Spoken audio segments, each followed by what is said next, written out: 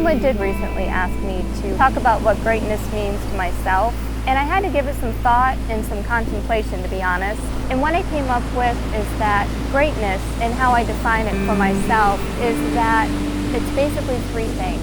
It's integrity, it's compassion, and it's a tenacious courage.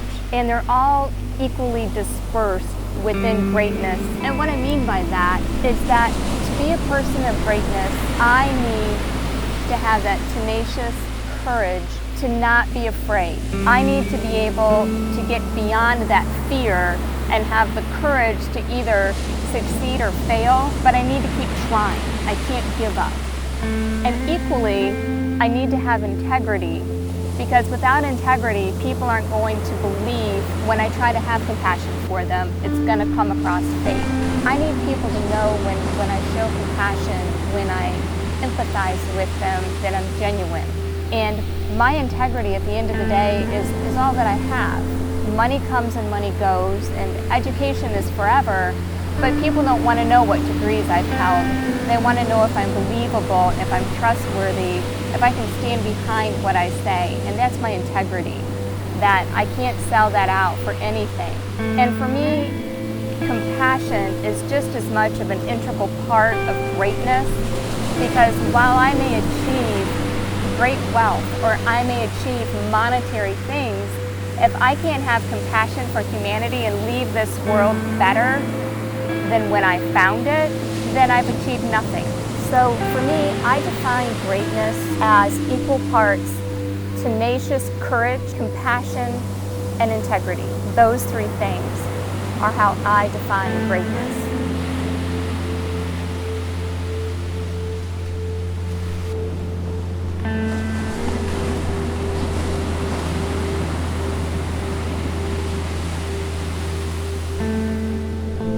So I want to share a story that's kind of amusing, but it's also kind of serious.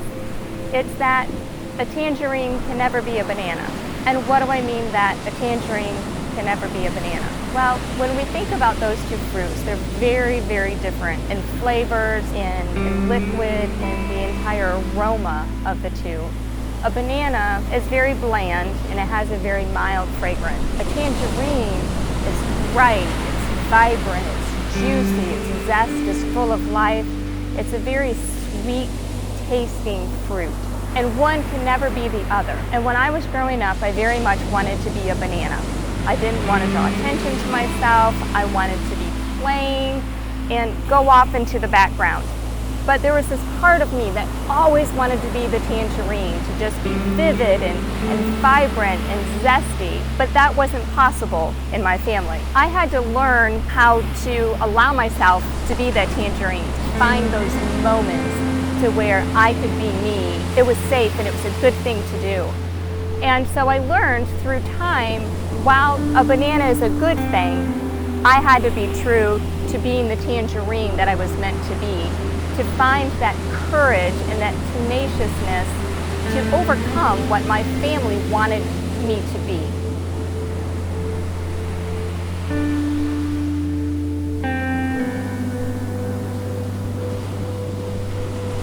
And those moments where I felt compassion from other people. On the same token, there were moments where I felt the lack of empathy of others, the lack of caring. And I decided long ago that I didn't want to be that person.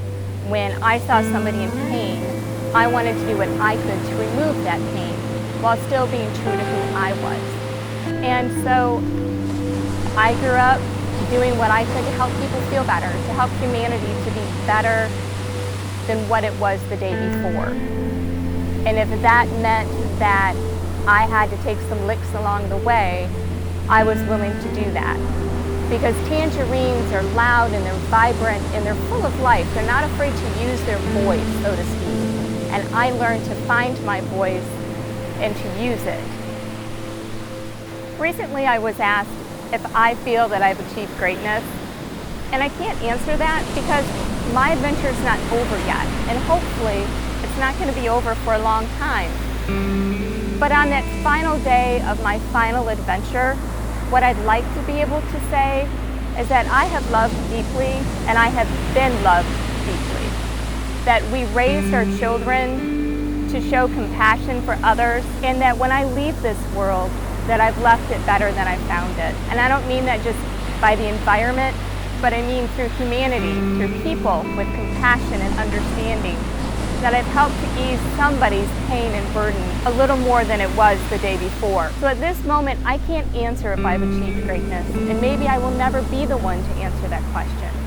Maybe that question will be better asked of my loved ones who are still continuing their adventure after mine has come to an end.